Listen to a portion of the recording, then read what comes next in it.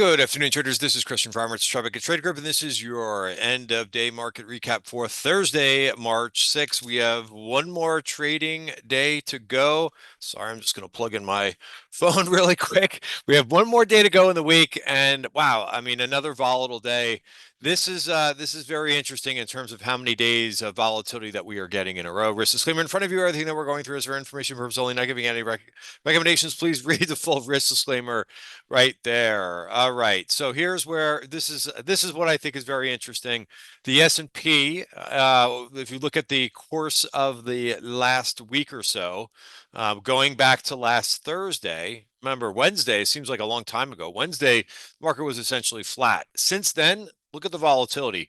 Thursday down 1.6%. Friday, that was month end. Remember, we had a big end of big last hour of trading where the market rallied up 1.6%. Monday down 1.8%. Tuesday down 1.2%.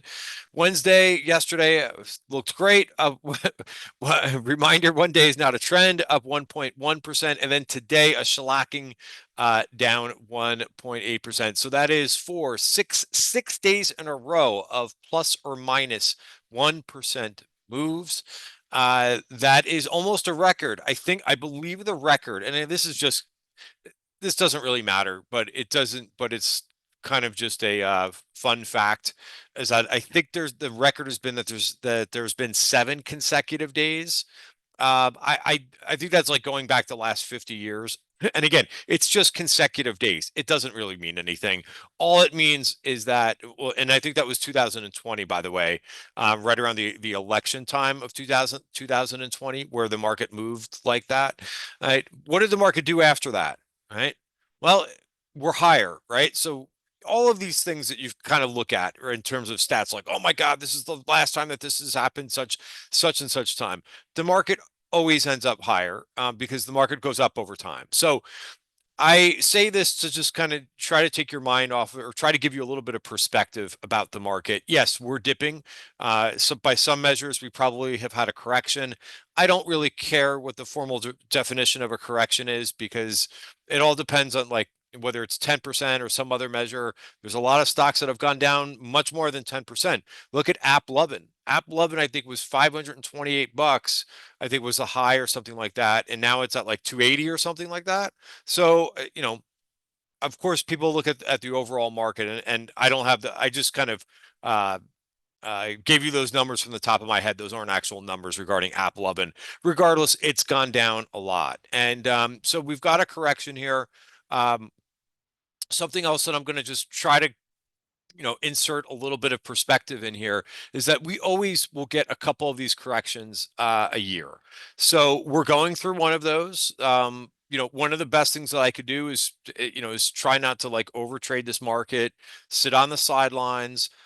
You could tell usually by how many jokes I'm putting out on Twitter, as well as I joke around in the trading room, because, like, hey, there's not much to really do, except if you're really like riding this to the downside with, trading this, day trading this.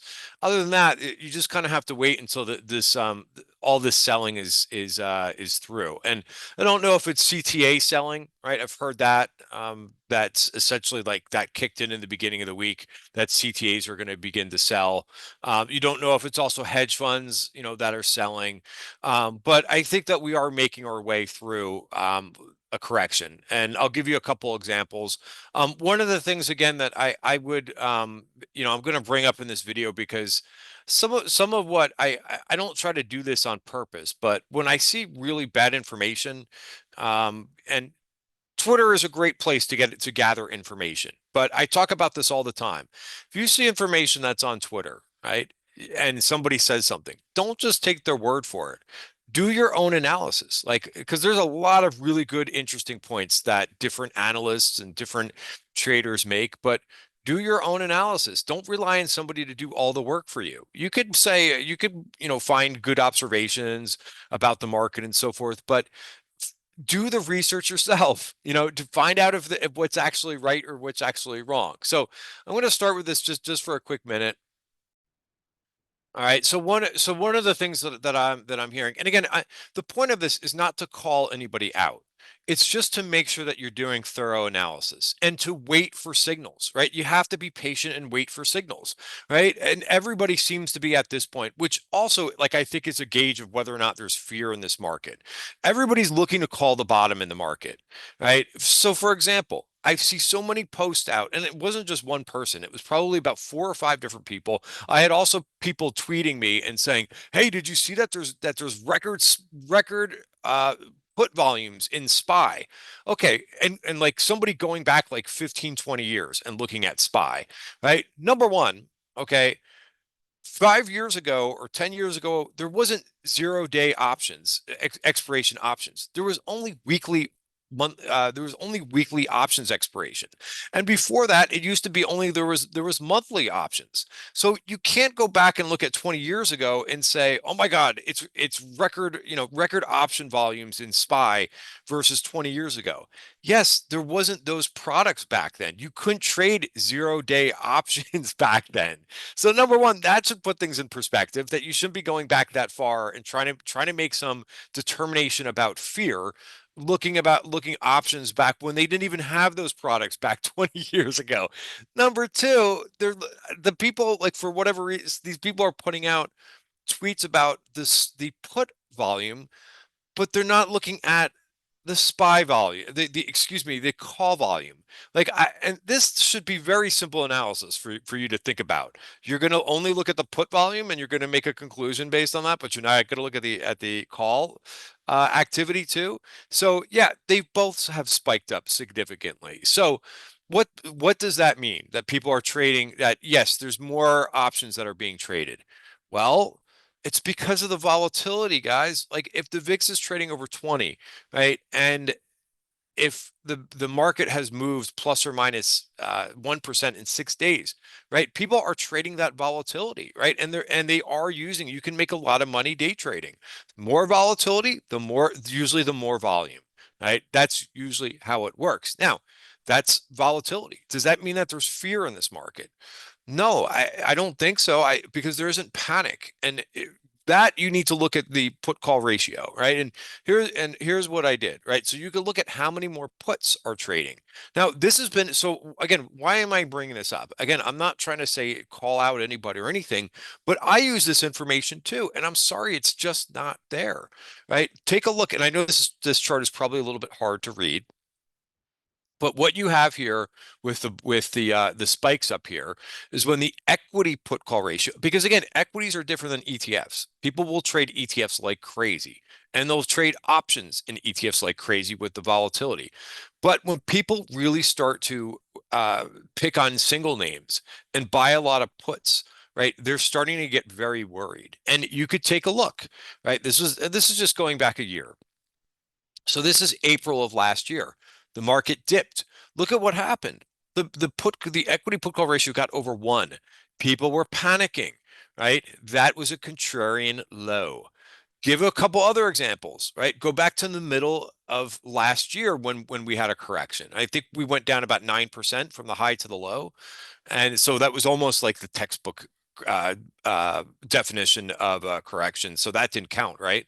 I'm just kidding. It doesn't matter. It doesn't matter if it's 9% or 12%, right? But what you want to see is, like, there's not going to be a bell that goes off and says, "Oh, the S&P is down 10%. That means we should buy." It doesn't work like that. It doesn't matter if it's 7%, 15%, 18%. It matters if people are really starting to panic and there's fear in the market at that point, right? So for example, what we saw back in the beginning of August with this move down, end of July, it started at the end of July and happened and then went finally stopped going down in the beginning of August. But look at the put call ratio then. At least it wasn't as high as it was here, but at least it had one of these dramatic spikes, right? Also, right, there was another, I would say this was a market dip back in the beginning of September, right? From the end of August to the beginning of September, there was fear in the market, right? There was a lot more puts that were trading than calls. Okay, so we could go over a couple more examples, but it doesn't really matter, right? That's what I would be looking for. Are we seeing that now? No, you're just not seeing that. So, the next question that really nervous traders on Twitter are saying is like, "Oh my God, well, when are we going to see that?" I don't know. You have to be patient and let it happen, right? And let it work its way out, right? And if you are a more experienced trader, you've already deleveraged, right? You're not holding on to all kinds of positions, right? And that comes with experience, right? You don't sit with a whole full market, market correction, with holding all full positions. And if you are, then you need to be learning from that lesson, right? And again, that comes with market experience. That's the only way to basically put it. But and this is just one factor, by the way. There's many other factors that I tend to look at too, to see if we've kind of had some type of move to the downside or enough of a move to the downside. I look at the NIMO and the NAMO. Those haven't gotten any, haven't gotten to oversold territory yet either. Are we getting there? We'll see what the numbers are today. We'll see if we begin to see something like that. But again, even if we still see those spikes, you still have to kind of, the best indicator to me is price. And we're not seeing, as I talked about in yesterday's video, I said, hey, that's nice that we had a rally, but, here's the chart that I brought up yesterday. I'll bring up the cues. Why is this here? Here we go. Here's the cues on the 1 hour. Is it the 1 hour? Yep. And I talked about how, hey, we had a nice balance, but we didn't take anything back technically, right? And here, of course, we spilled lower here, right? But do we have anything now? Now we are into support, right? So this is the major support for the year, but it doesn't mean it's going to hold, right? It's a level of interest, right? Because IWM sure didn't hold its, right? Here's what happened to IWM. It got down to the top of the value area for the year, right? And it closed just inside value. In the beginning of the next week, it tried to rally a little bit and failed, right? So it didn't hold here. Was I watching to see what happened at the 200-day moving average? Sure. Just like I was watching to see what happened at the 50-day moving average a couple of weeks back when it couldn't get over that. So this is still kind of holding around this version point of control, right? There are some buyers, I think, that are kind of battling it out with the sellers right now because we're staying around this VPOC.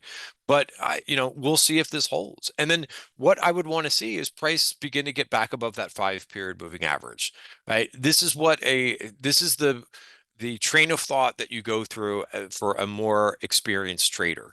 So what do you do until then, until we get better signs of a bottom that's in, and more signs, that there's fear in the market? Well, you just kind of keep positions low. You keep positions lighter than normal because the market is moving much faster.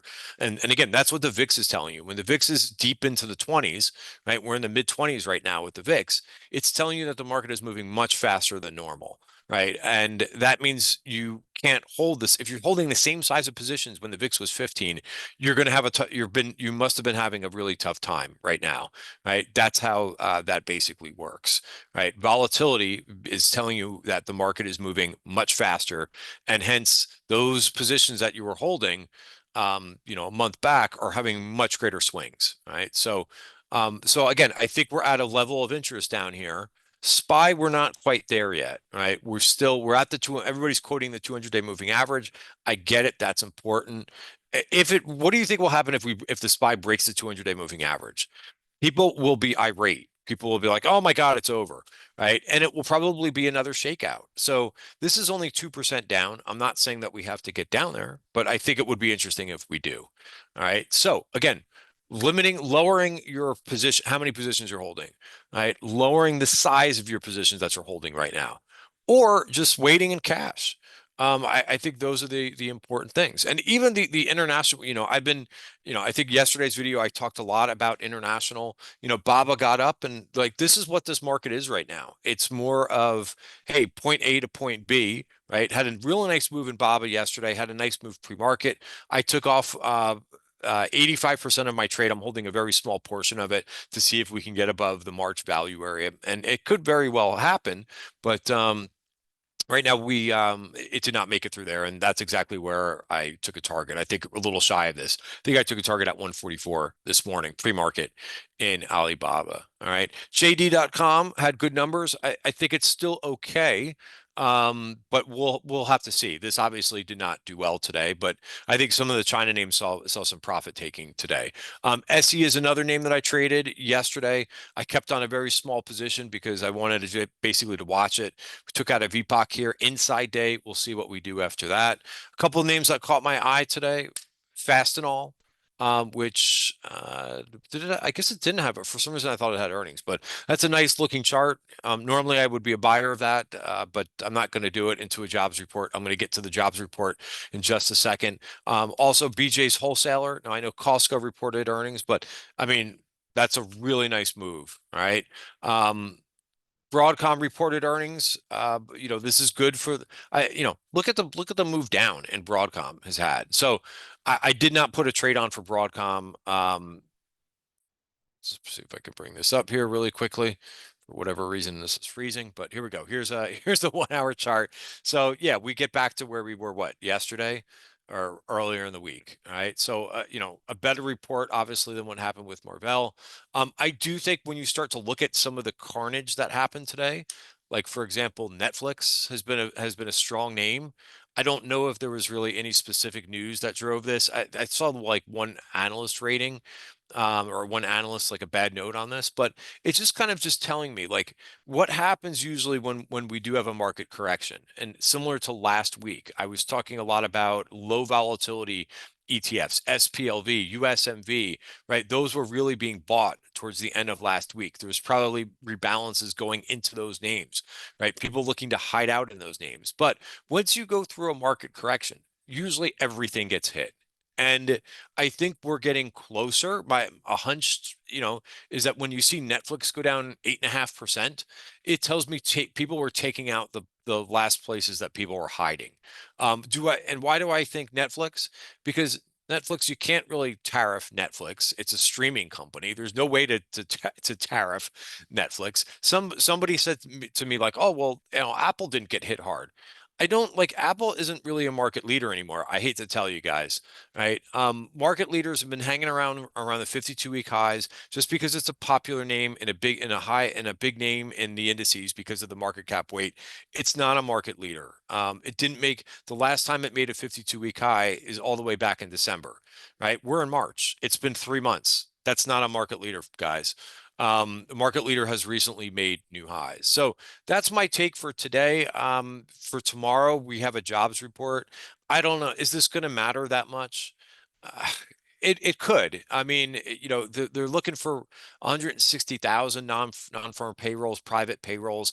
Like I think at this point, people are starting to realize that we've got that the market is pricing in some type of softness in the economy.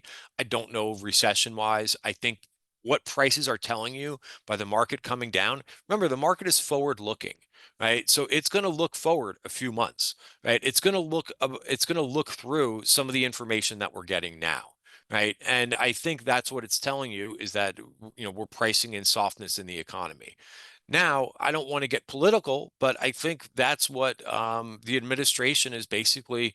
If again, if I put something out about this, people are so sensitive about this, they go nuts on on Twitter, and it's actually like a little bit comical, right? Because people are so entrenched in their views, they're not even paying attention, they're not even listening, they just have a view and they're going with it. That's fine, but and you could use this to your advantage. These are people that you're trading against. These are people that are in the game. And if they're not going to even pay attention to new information, they're just going to go along with whatever the media tells them. You could use that to your advantage, right? There's a bunch of idiots out there. Use it to your advantage. But I think, if you listen to Besant, who's now head of Treasury, and if you've listened to what the administration's message is, that they're basically trying to break inflation, right? And then once and then follow this out. Like then probably what they're going to do, if once you break inflation and have some type that will probably be more of a hard landing, then probably what they're going to do is stimulate. They're probably going to lower interest rates. And remember, I'm not trying to get off the beaten trail here, but remember, over the last 4 years, people have said before they didn't understand why the market was going up. while the Fed was raising interest rates. Why do you think that that was happening? Well, because there's two different types of stimulus. There's monetary stimulus, or there's monetary policy, and there's fiscal responsibility. The Fed controls monetary. The Treasury controls or is involved with fiscal policy. What do we know that happened over the last 4 years? Right. Well, we know that the Fed was raising interest rates, which is usually tightening behavior, right? Which is usually the market doesn't like that. Why did the market still go up? Because the Treasury was doing the exact opposite. They were providing stimulus every step of the way. And you could look at the debt balances. Debt balances, we've run our, again, this is not political stuff. This is just what took place, right? We have a pile of debt, and the servicing on that debt is huge. But that is why the market kept going up, because Janet Yellen and company kept inserting liquidity into this market, right? Regardless of what the fiscal policy was counteracting the monetary policy. Now, you could make a political argument about why they were doing that. You could go, that's outside of this conversation.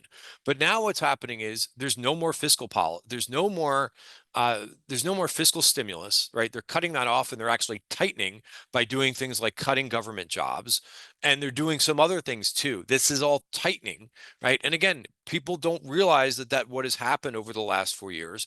Now, eventually, and they've come down from rates from the height, but they've been stable, over the last, couple months. But if you start to look at the back end of the year, the market is starting to price in again interest rate cuts. And I think that will probably happen. I think what you also have to pay attention to is what the 2-year yield is going to tell you. Let's bring that up really quick. All right. So now what we're looking at is where the Fed funds rate is right now. Right. So this is, again, remember, the Fed controls the short end of the curve. They don't control the long end of the curve, which is things like IEF and TLT. So notice we've stepped back here from where we were at like 5.5%. We're at 4.5. If this 2-year yield continues to fall, right, and go down and down and down, what do you take a look at this relationship over time? The Fed notices this, and they cut interest rates based on what the 2-year yield is doing. Remember, the 2-year yield is moving on supply and demand. The Fed does not control that. They only control the overnight rate, super short term. If this starts to trail off and start to move down to 3%, you better believe that they're going to be cutting interest rates, right? And why will that be happening, right? Why will the 2-year yield go down? Because people are taking out their money, taking money out of equities, and they're going into super short-term treasuries for safety, right? That usually means that you've got some economic softness, possibly a recession coming, if people are piling their money into and buying short-term treasuries. All right, see how that's all connected? All right, let's take a look at one last chart, which I think is interesting right now, which is IEF. This is the 7 to 10. So first of all, here's a long end of the curve, just to give you some perspective. All right, this is TLT, right? And TLT rallied, right? And is back checking now the top of the March value area. So there's a nice opportunity here if this holds, right? Now, what would cause this to rally? Well, tomorrow, let's go back to the jobs report. And let's look at if this number comes in lighter than 160, probably treasuries are going to rally. If the number comes in like 250, then probably treasuries are going to continue to sell off, and maybe equities rally because people are more worried right now. Or I think that the market, again, I don't want to say people because I'm trying to interpret what the market is worried about. The market isn't worried about inflation anymore. The market is worried about economic softness right now, right? And that's why if you went back to what we saw earlier in the week, right, when the ISM services number came in higher than expected, the market rallied. Why? Because there's less of a chance of a recession when that happens. So this number comes in 250 around there, market rallies, bonds sell off. All right, that's my thought on that. I said I would bring up, go back to IEF, which is 7 to 10 years, rather than TLT, which is around 20 years. Right, this is also back checking into support. Right, so this is a very interesting level right here, and I think the report tomorrow is going to be interesting about in terms of what bonds do and what the equity market does. I'll leave it there, guys. Final message. Whoops. Final message is, be relaxed with this market. Understand that we're going through a market dip. It's not going to last forever. Just don't look for every day for the market to, oh my God, rebound and it's going to be over. You've got to be a little bit comfortable with this market volatility right now and understand it's going to be a bit of a process. I'm waiting for price to get above those 5 period moving averages as a first step. Have a great night, guys. See you tomorrow. Oh, no video tomorrow. I'm leaving early tomorrow. So no end of day video tomorrow, and no midday note for no midday note, no end of day note in terms of the notes that I normally put out on Substack.